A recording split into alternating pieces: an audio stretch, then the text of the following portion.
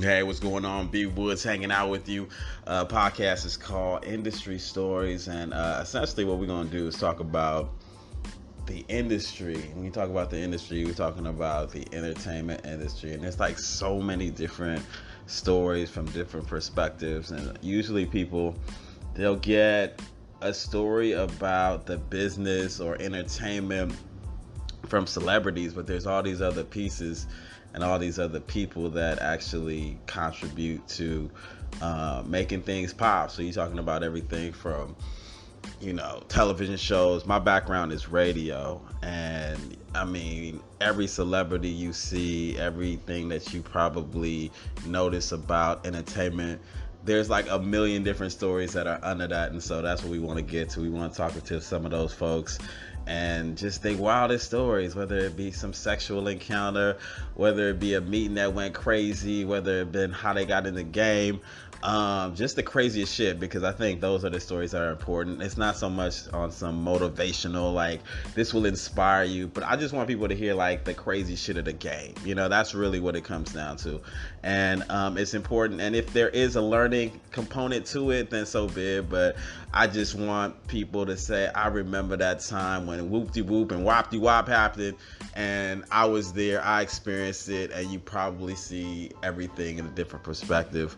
My name is B Woods, and I got started in the business way before the internet was even popping like that. It was more of, I didn't even know what I wanted to do with my life. I was going to Santa Monica College, taking the 7 bus down Pico Boulevard in LA, and I was a student, and for the most part, I was just like every other student trying to figure shit out. I was like, God damn, these buses is horrible. I'm sitting next to homeless people or old people falling asleep on me, and I'm just like, this is life. So I needed to make some money. So there was a work study program, and what a work study program is, basically you work and you study at the same damn time. And the only things that was available was a janitor.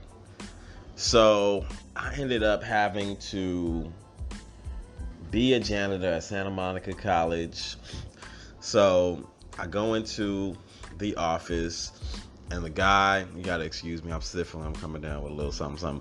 The guy, he says, all right, you're gonna work for us.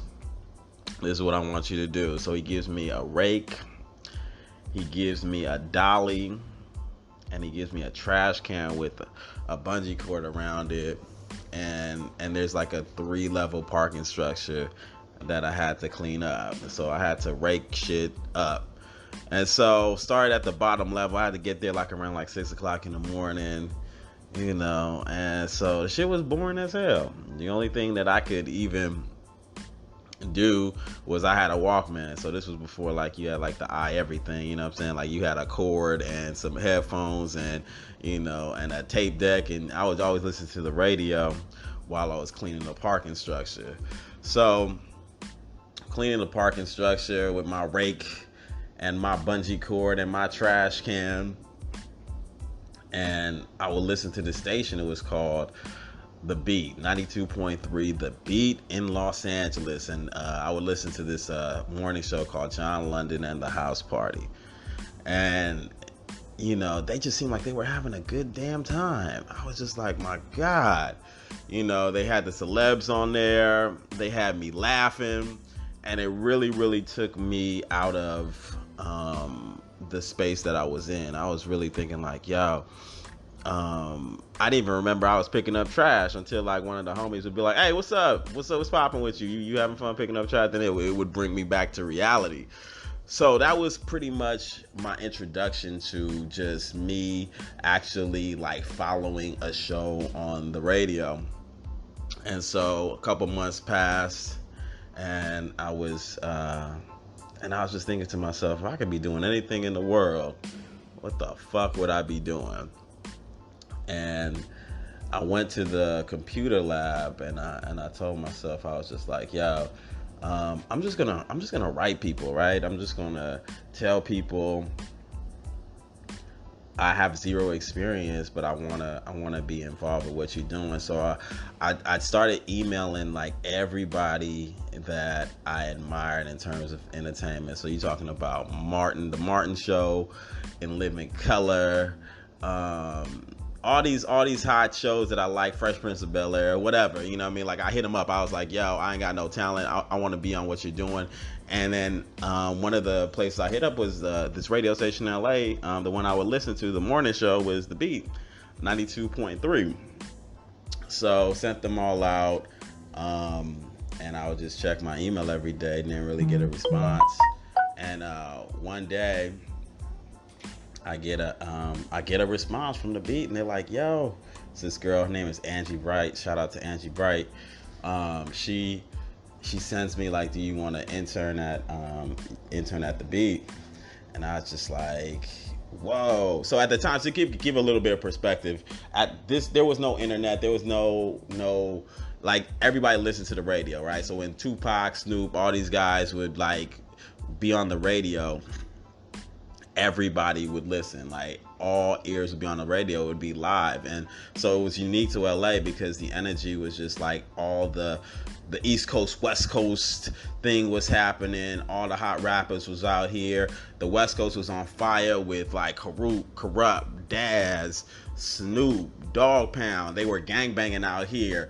It was just like everything was just, it was lit. It was unreal. Biggie was popping over there on the East Coast. So people wanted to know what was happening. So you had these like publications like The Source, you had the labels out here, but when people wanted to know what was happening with music, the only way that they could actually get involved was with The Beat, and The Beat was the hottest radio station that was on the air. Even like some of the people that are on The Beat, Lala, she's on Power right now. Steve Harvey, he's doing this thing right now. Sway, he was on The Beat. Just to kind of give you an idea, and they all came up from the station. So when I had the opportunity to be like, yo, can I intern?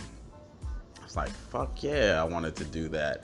But it was my first introduction in the game. And so I was hesitant and I was fearful. And I didn't know if I was ready for it. So I kind of got some, feedback from other people. And, I talked to my brother. He was working at a film company. And I asked a person that was in the business for a long time at the film company. Her name is Nawana. Strangely enough, she's an old sister, and she was telling me like, "Yo, you should probably, get your experience somewhere else, so that when you go there, you'd be sharp, and just tell them no, and get your experience at a smaller station, so that way when you get there, you don't make any mistakes." And I was contemplating. I was like, that does make sense, because this was probably the biggest opportunity that I had. I didn't want to fuck it up. And if they got back to me now, then probably they'd get back to me later.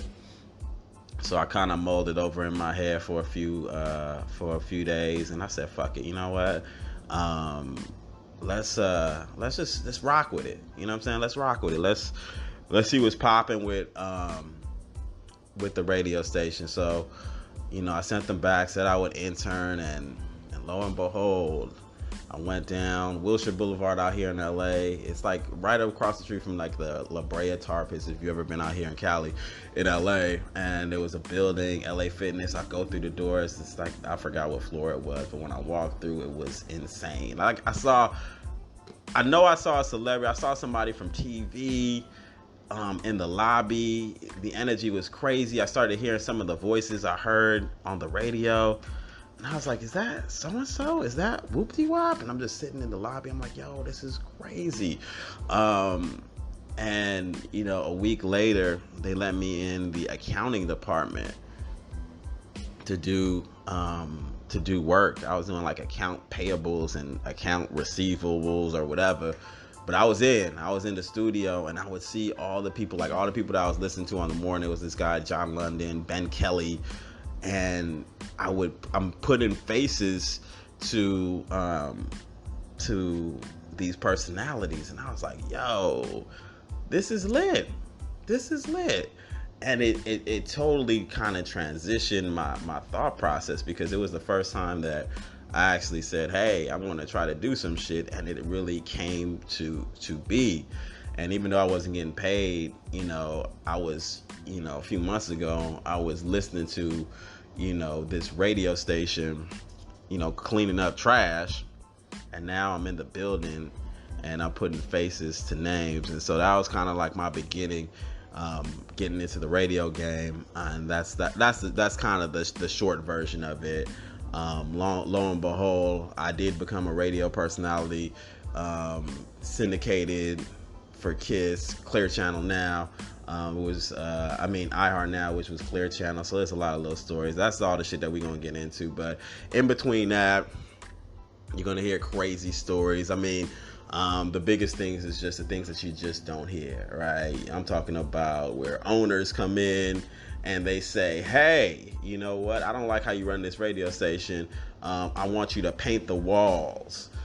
Because I don't like the way the radio station looks. And so, you're going to hear stories like that. The people that you see on TV now and the shit that they were doing, and all the other folks that, everybody got a story. So that's what this is going to be about, industry stories. We're going to talk about it. We're going to get dirt on folks, and, we ain't going to put people's business out there, but everybody got a story.